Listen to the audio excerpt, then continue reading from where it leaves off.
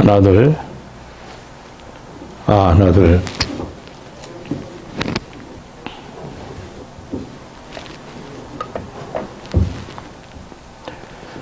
이제 우리 시간 됐으므로 하나님께 주하게 맞춤 묵도함으로 부활절 두 번째 주 예배를 드리도록 하겠습니다. 다 같이 주하게 맞춤 묵도하시겠습니다.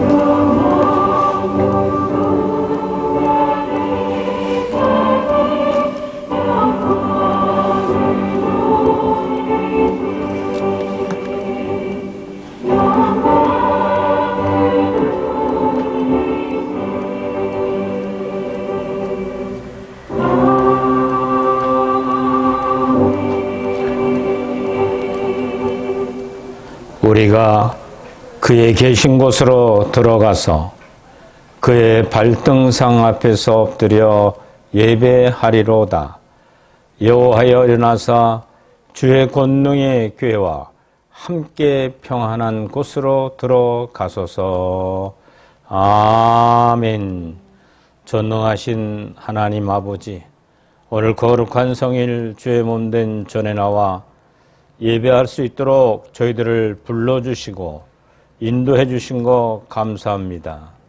오늘 예배가 하나님께만 영광되게 하시고 예수 그리스도는 더욱 존귀하게 내 심령 속에 드러나며 성령은 빛과 진리와 생명 안에 거룩해지는 저희들 되게 하옵소서. 모든 순서를 주께 의탁하며 예수님의 이름으로 기원하옵나이다. 아멘. 다 같이 일어나셔서 33장 우리 찬양을 드립니다.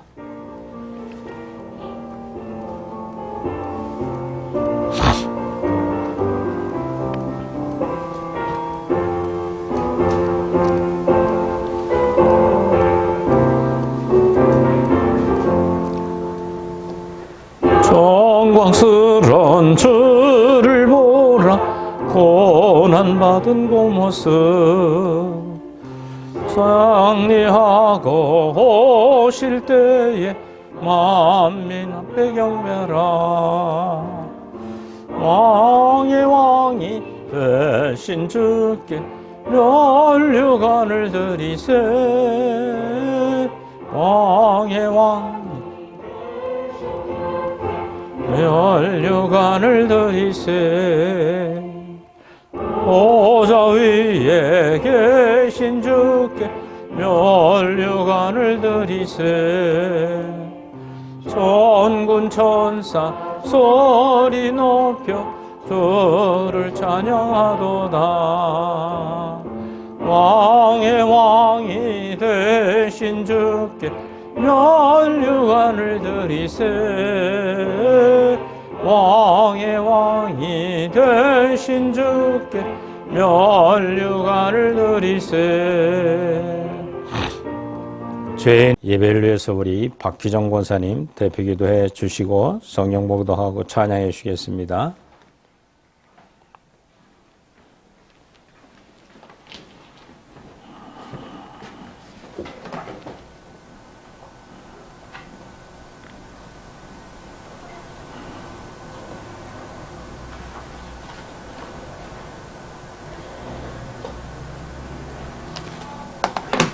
기도하시겠습니다.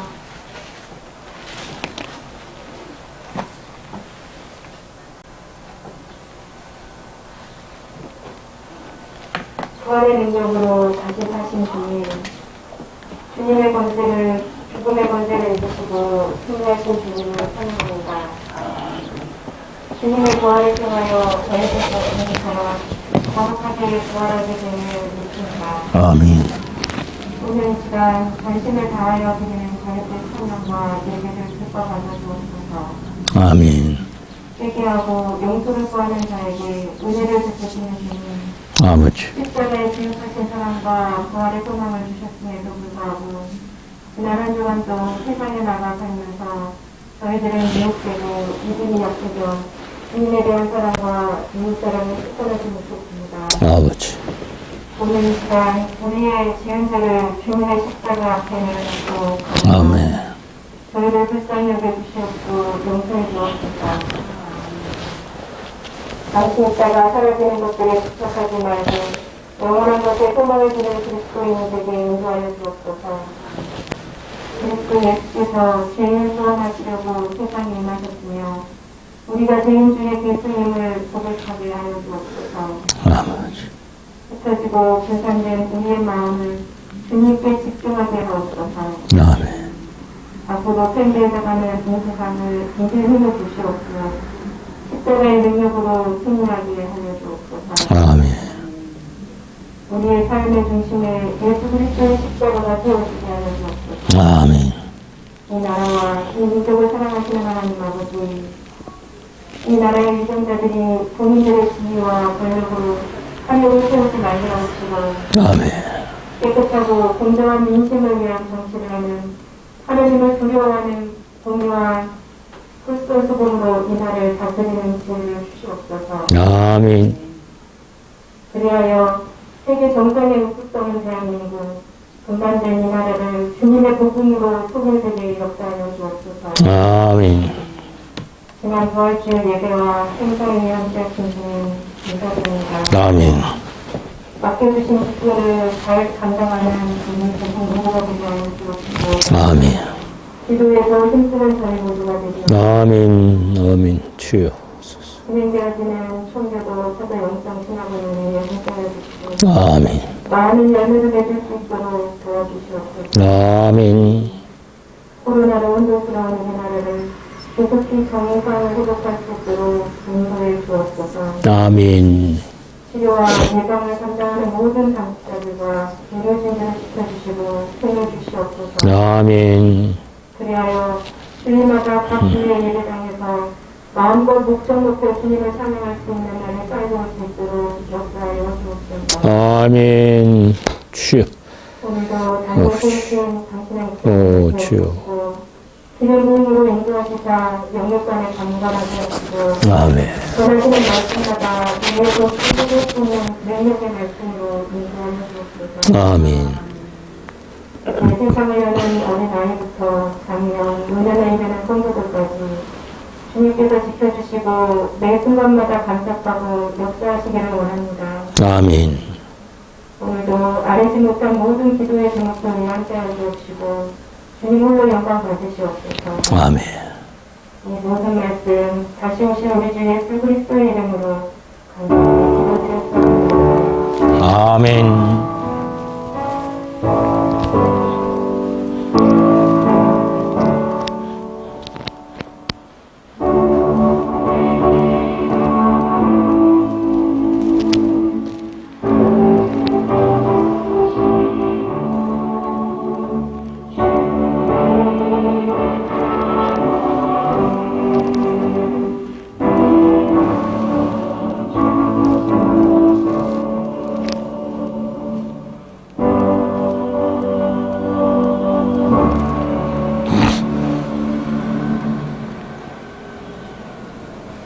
함께 보실 말씀은 고린도전서 15장 12절부터 19절 말씀입니다.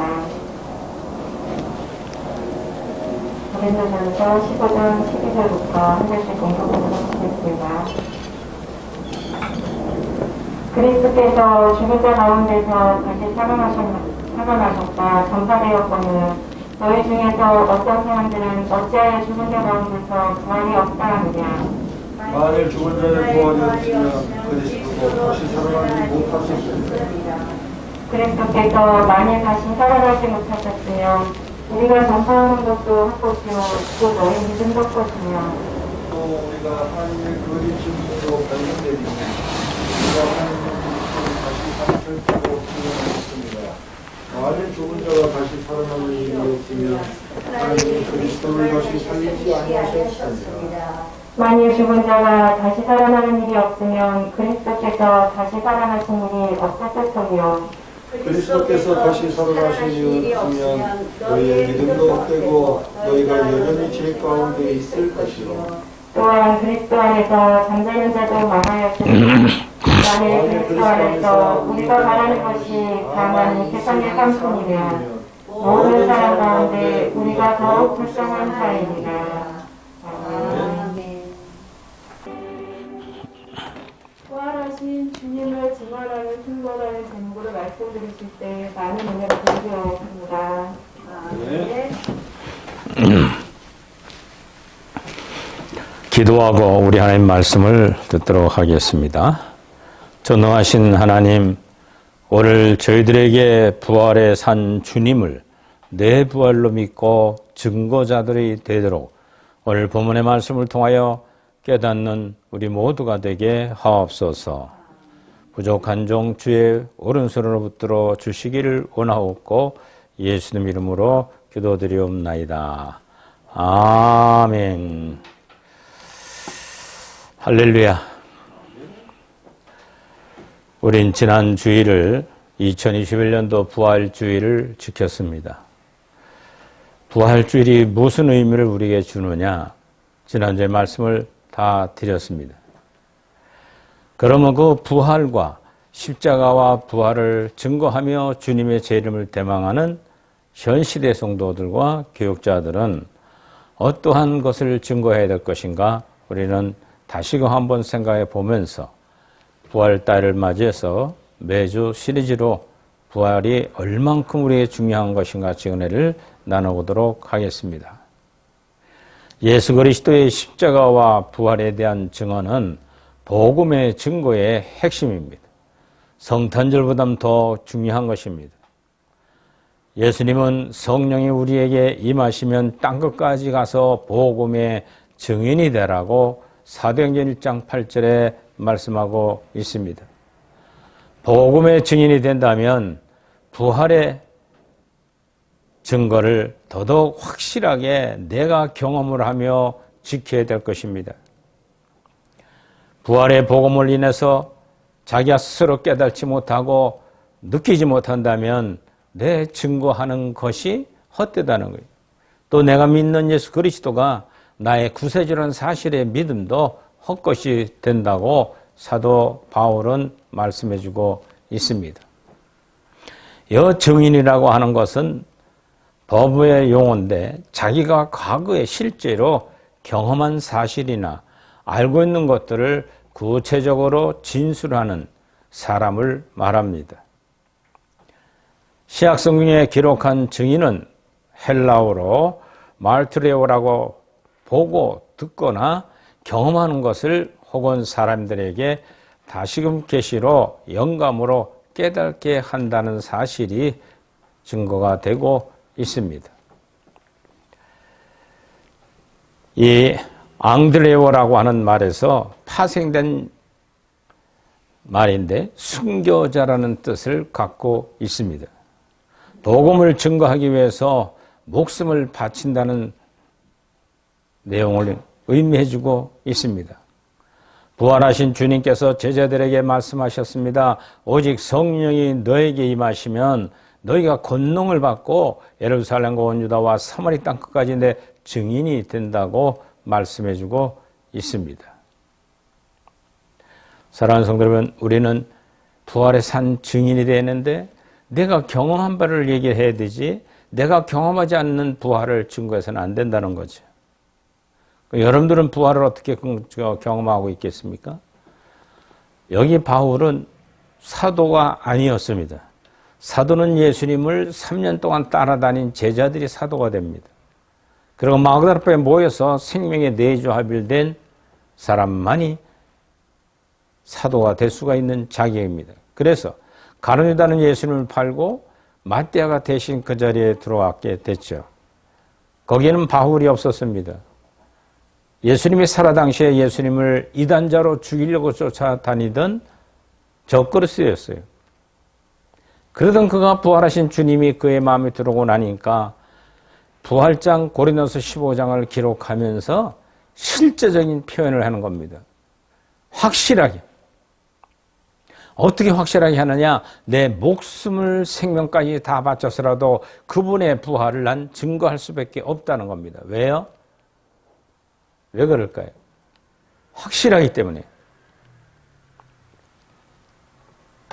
그러면 초대교회 사도들만 부활의 신앙이 확실해야 될까요?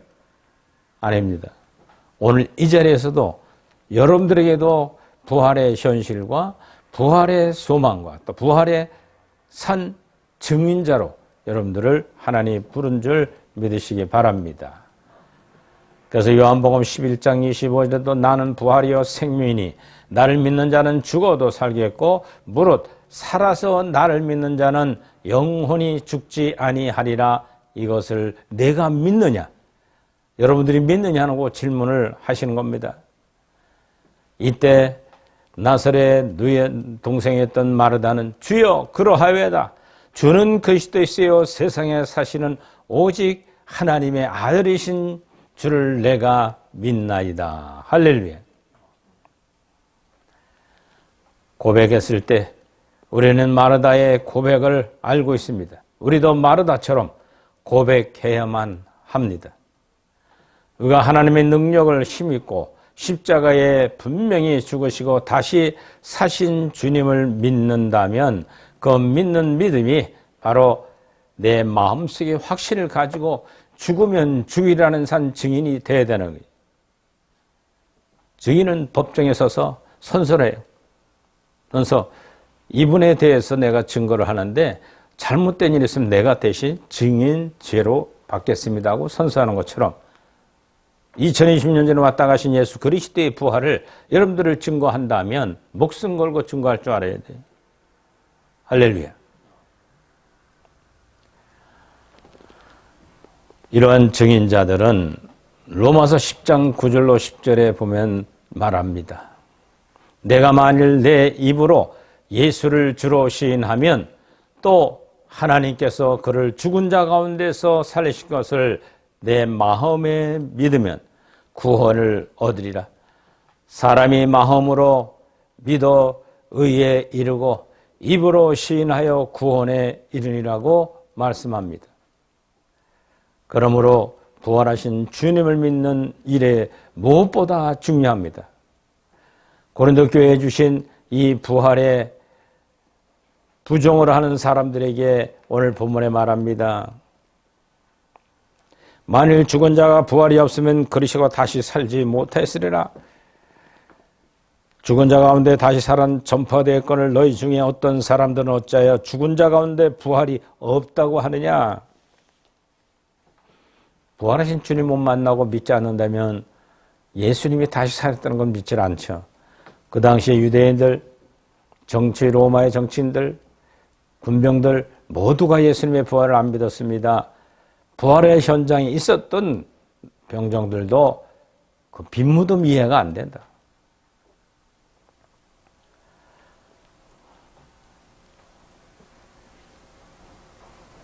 이 시대에도 부활을 부정하는 사람들이 많습니다. 우리가 더욱 부활을 증거해 줘야 될 때 믿지 않는 성도들에게 부활의 신앙을 갖도록 교회에 인도해 나가야 됩니다. 그러면 첫째로 12절에 보면 주께서 다시 살아나셨다는 산 증거를 해주고 있습니다.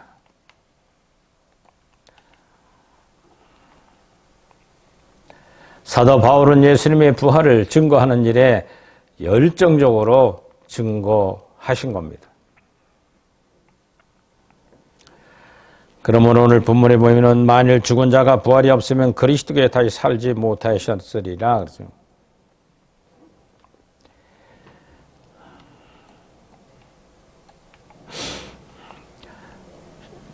두 번째로 14절로 15절에 보면 그리스도께서 만일 다시 살아나지 못하면 우리가 전파하는 것도 헛것이요 또 너희 믿음도 헛것이라 말해주고 있습니다.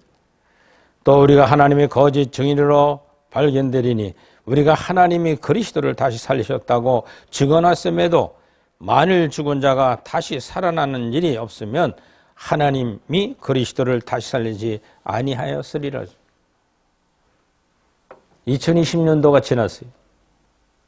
근데 저와 여러분들 예수님의 십자가 돌아가시고 부활한 것을 믿는 신앙이 내 속에 오신 성령 하나님 믿게 하셔야 돼요. 할렐루야.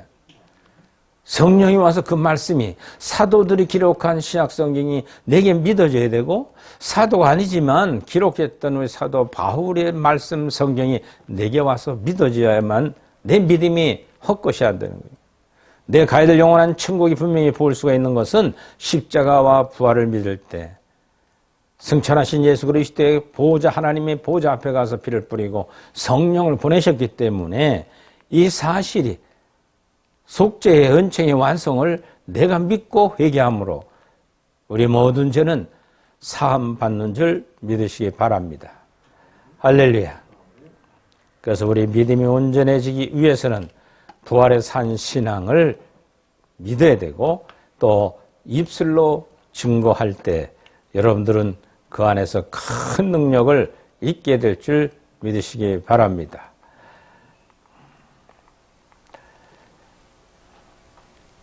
세 번째로 우리 믿음이 헛되지 않는 증인이 되어야 된다. 예수님께서 예고하신 대로 부활하셨습니다. 예수님께서 죽음을 이기시고 다시 살아나셔서 절망을 희망으로 바꾸셨고 어둠을 빛으로 밝히셨습니다. 예수님께서 부활하시어 마음을 사람으로 바꿔놨습니다. 죽음의 권세를 이기고 생명의 능력을 보이셨습니다. 우리는 이 말씀을 갖고 있습니다. 여기서 심각한 질문을 해야 합니다. 우리는 그때 예수님 십자가 아래 있었는가? 사랑하는 성도 여러분, 여러분들은 주님이 무덤에 감옥에 갇혔는가? 우리는 무덤에 가보지 않고 부활하신 주님을 만나보지 못했다면 우리 믿는 믿음이 있어야만 이러한 신비적인 부활의 신앙을 내가 가질 수가 있는 거예요. 우리 믿는 믿음이 십자가의 보혈로만 죄사함 받는 것이 아니라 그걸 완성하기 위하여 대제사장이 되셔서 40일 동안 다니시고 승천하시기 위해서 부활하셔야만 되는 겁니다. 부활이 없다면 예수님이 흘리신 보혈을 하나님 보호자에 갖다가 뿌리지 않으면 우리의 죄사함은 없는 겁니다. 또 우리 속에 성령이 임하심은 우리는 경험하지 못할 것입니다.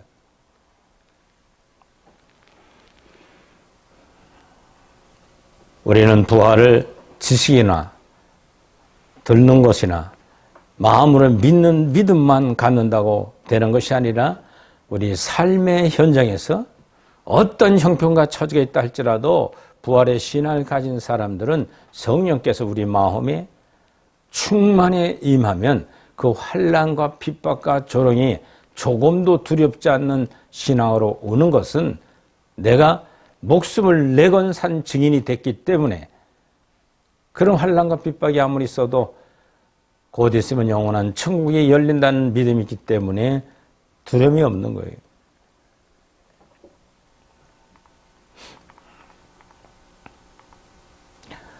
마지막 19절에 보면 그리스도 안에 소망의 증인이 된다. 만일 그리스도 안에 우리가 바라는 것이 다만 이 세상뿐이면 모든 사람 가운데 우리가 더욱 불쌍한 자다. 예? 여러분들 믿음을 갖고 이 세상 것만 사랑한다면 불쌍한 자라는 거예요. 불쌍한 자의 믿음을 가져서는 안 됩니다. 부활의 신앙의 사람은 믿는 자들은 죽으면 살리라는 부활의 신앙이 내 속에 확신을 가져줘야만 여러분들이 세상을 넉넉히 이기는 삶을 살아갈 수가 있는 겁니다. 그래서 사도 바울이 만일 그리스도 안에서 우리가 바라는 것이 다만 이 세상의 삶뿐이면 모든 사람 가운데 우리가 더 불쌍한 자라 19절에 말하고 있습니다. 또 그리스도께서 우리가 바라는 것, 즉 소망은 성도들에게 가장 바람직한 소망이어야 됩니다. 부활하신 주님께서 소망을 두는 성도가 구원받았다는 소망.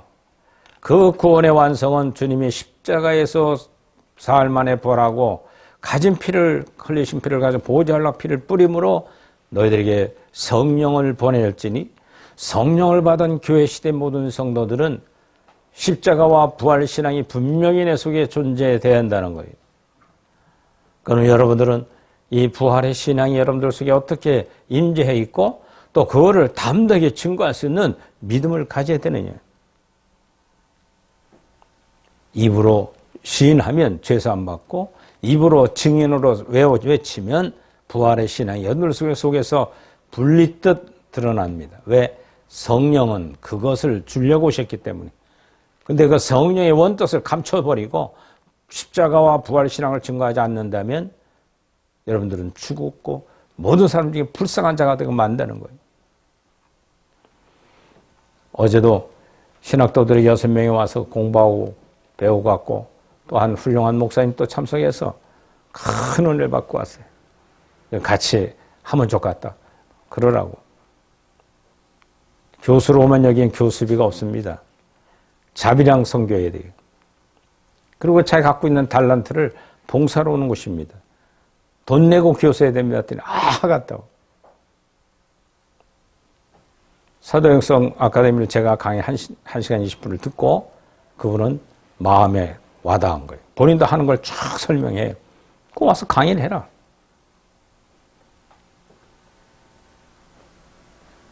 왜 그 마음속에 그분이 있겠는가?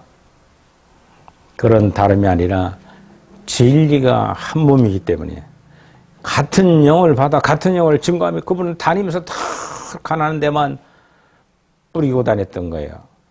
아프리카에, 멕시코에, 인도네시아 저 섬 같은데 그 사역만 많이 한 것을 쭉 노트북에 보여주는데 보니까 엄청 일을 많이 하셨어요. 교인들 한 150명 되는데 철저하게 다 선교사들 다 묶어줬대요.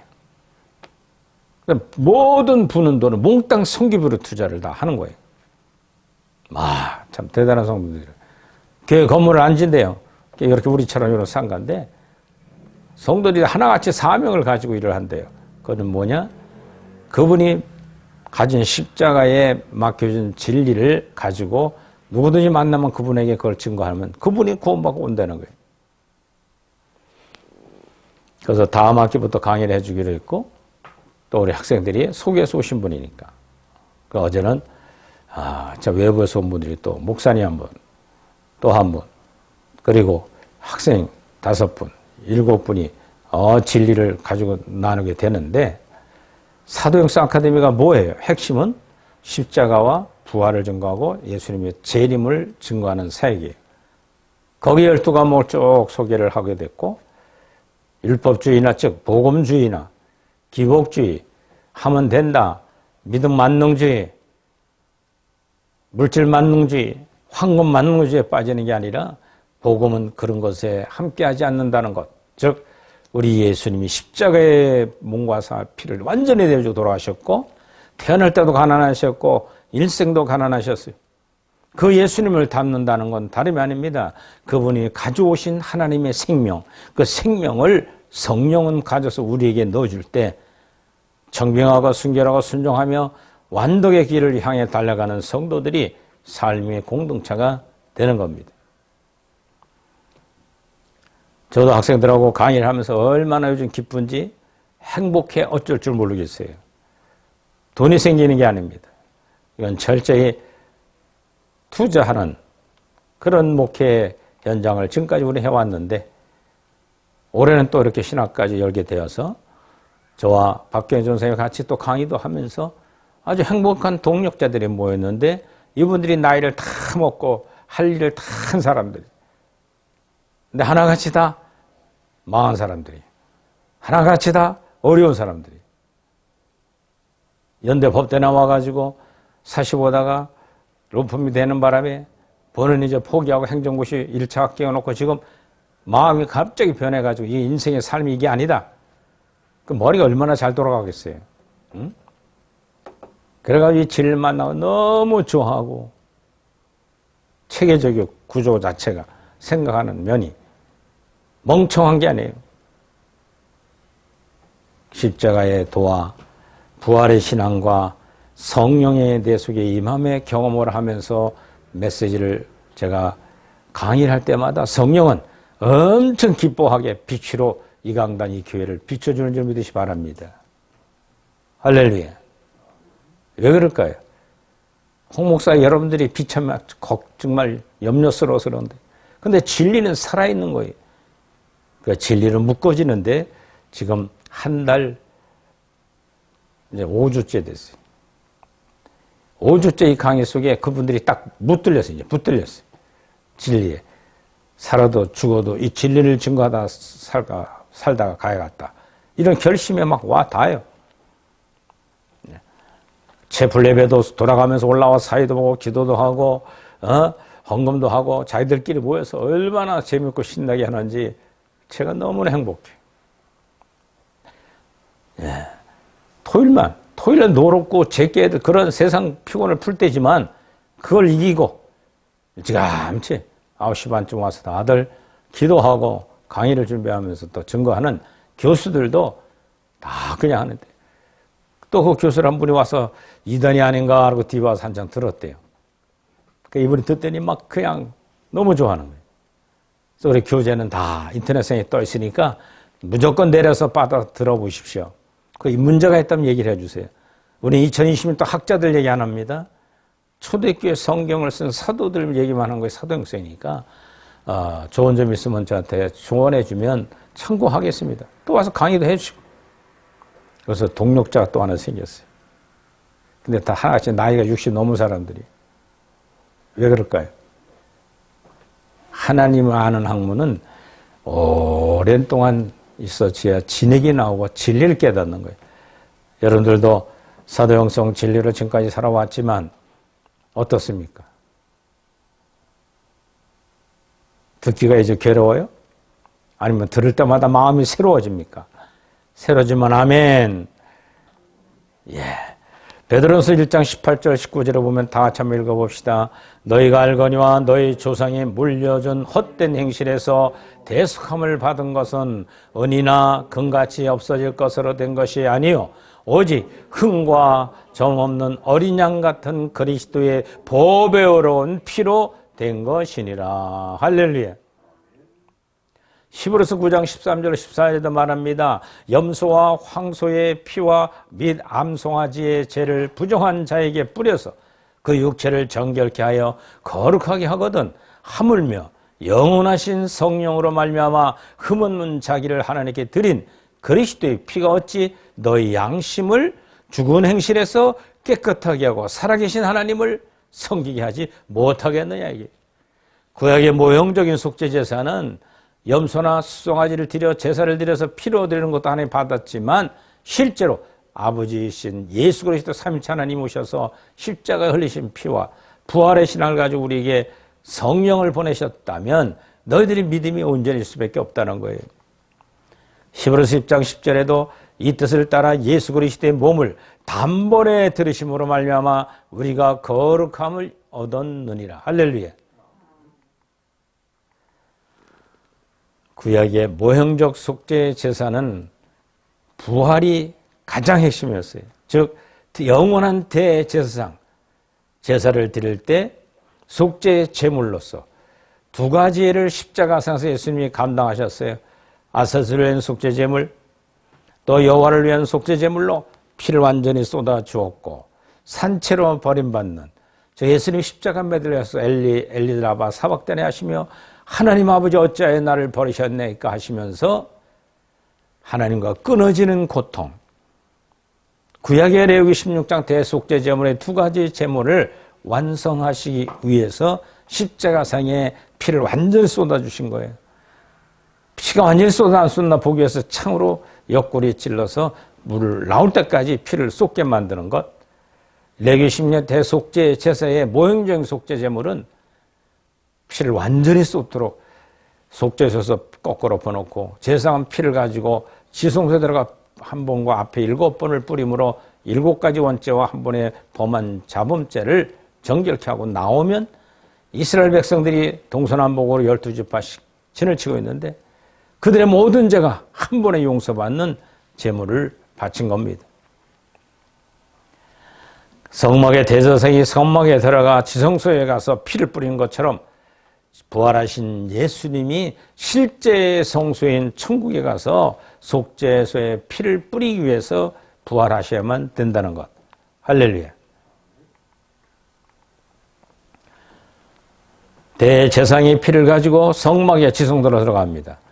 실제적인 것은 부활하신 예수님께서 피 묻은 몸을 가지시고 승천하셔서 하나님 보호자에 하나님이 약속하신 언약대로 죄악 싹슨 사망의 죽음의 피를 대신 짐승을 들여 제사받은 것처럼 하나님 허락하신 내 피를 완전히 쏟아 제물을 드렸습니다 하고 하나님 보호자에 가서 피를 뿌리심으로 제사받은 것처럼 속죄 제물을 속죄소 위에 한 번, 속죄소 앞에 7번을 뿌림으로 예수님께서 피 묻은 몸을 가지고 승천하셔서 하나님 보호자의 피 뿌림을 보여주시는 것과 똑같습니다. 한 번 뿌리는 건 모든 성도들이 자범죄를 용서하신 거예요.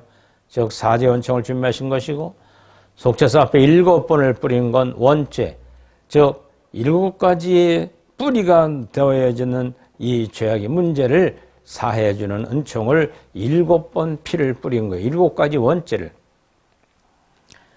속죄주에 한 번, 모든 성도들이 자범죄를 용서하시는 사죄원청을 준비한 것이고, 성도들이 죄를 짓고 양심의 가책을 받아 회개할 때 용서를 받고 평안을 얻게 하는 은총이에요. 할렐루야. 여러분들이 죄를 졌습니까? 주 앞에 회개하고 용서받으면 평안을 주는 사죄원청은 한 번 하는 예수님 피를 뿌림으로 우리에게 내려지는 은총이에요. 이게 사죄원청이에요. 속죄소 앞에 7번을 뿌렸다는 건 성도들이 원죄, 즉 죄악성의 뿌리가 뽑히는 영적 은총을 준비하고 있다는 거예요. 누구든지 믿음의 경주를 열심히 성화의 길을 가서 완성, 즉 영적 할례 받게 되면 7번의 원죄가 한 번의 뿌리가 뽑히는 은총을 가르쳐서 영적 할례 은총을 준비하고 있는 겁니다. 이 사죄 은총과 영적 할례 은총이 우리에게 예비됐다면 부활의 신을 가진 저와 여러분들은 그 목표를 향해서 자꾸만 회개하고 사죄 은총, 용서받고 또 영적 할례 은총 받는 날까지 주여 저를 불쌍히 여기주옵소서 하고 날마다 하나님의 뜻을 따라 헌신하고 봉사하는 저와 여러분들 되기를 주의 이름으로 축원을 드립니다. 성막에서 대제사장이 나오게 됩니다. 지성소에 들어가기 위해서 입었던 세마포 의관을 벗고 평복으로 갈아입은 후에 성막에서 나옴으로써 속죄 제사가 끝납니다. 근데 실제적인 속죄 제사는 예수님께서 실제적인 속죄 제사가 다 끝난다는 것을 보여주시려고 이 세상에 다시 오셔야 하는데 언제 예수님이 성막, 즉 천국의 밖으로 나오셨을까요? 성령으로 강림해서 마가다락방에 임재한 것입니다. 오실 때 사죄원청과 영적의 은총을 가지고 오신 분이 성령께서 이 두 가지의 은총을 대신 오셨고 오늘도 저와 여러분들 속에 심령이 오신 성령은 이 두 가지 사죄원청과 영적의 은총을 가지고 오셔서 그것을 너희들 것이라고 우리에게 주면서 부활의 산 소망을 가진 자들에게 어떤 죄를 짓더라도 회개하면 용서받는 줄 믿으시 바랍니다. 영적 할례 반처 죄악성이 굴러떨어진 하나님의 심령이 청될 때까지, 즉 마음의 할례를 입을 때까지, 그리스도의 할례를 입을 때까지, 신의 성품에 동참하는 날까지 우리는 믿음의 경주를 해야 되는데 예비된 은총이 영적 할례 은총이 있다는 것. 대제사장이 성막에서 나옵니다. 성도들은 정결하신 일을 시작하게 되는 겁니다. 오순절 마가다락방에 성령 강림의 사건이 모형인 것입니다. 그러므로 요한복음 14장 16절로 17절에 말하고 있습니다. 내가 아버지께 구하겠으니 그가 또 다른 보혜사 너에게 주사 영원토록 너희와 함께 있게 하리니 그는 진리의 영이라. 세상은 너희 그를 받지 못하나니 이는 그를 보지도 못하고 알지도 못함이라. 그러나 너희는 그를 아나니 그는 너희와 함께 거하실 것이요 또 너희 속에 계셨음이니라. 할렐루야.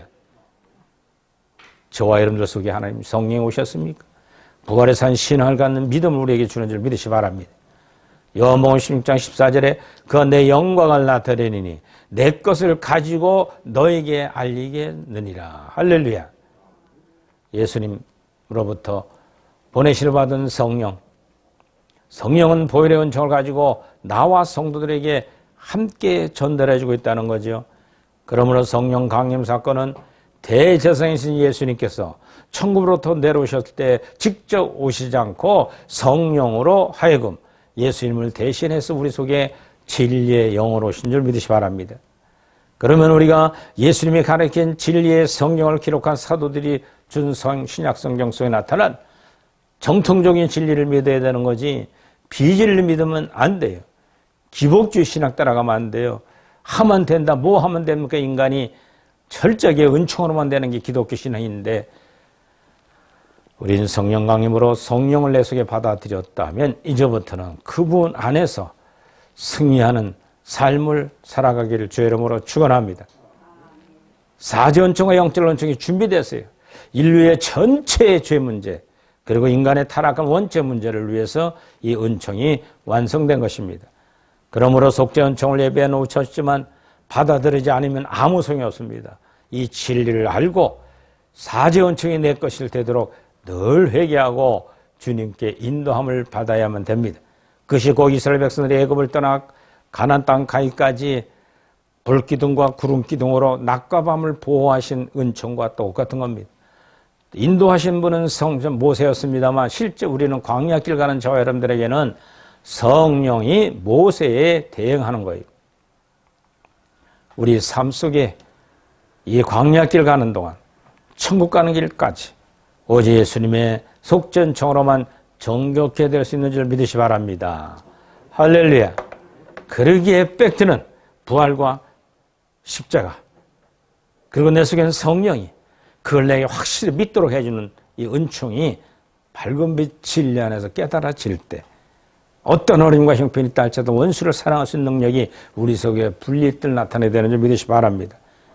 그럴 때 마지막 조심해야 될 게 뭐냐?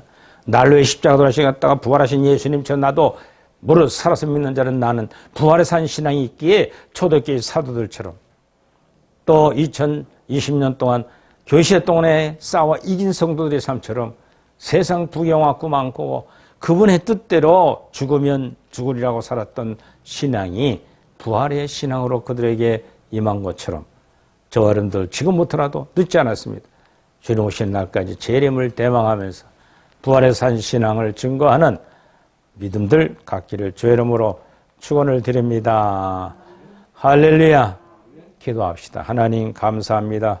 주님 영광 찬양 받아 주옵시고 부활의 산 신앙이 내 속엔 성령께서 사전초가 영전한처럼 예비된 걸 믿고 그 나라 가는 날까지 철저히 성분제드리며 믿음에 경주하는 부활의 산 신앙자들이 되게 하옵소서.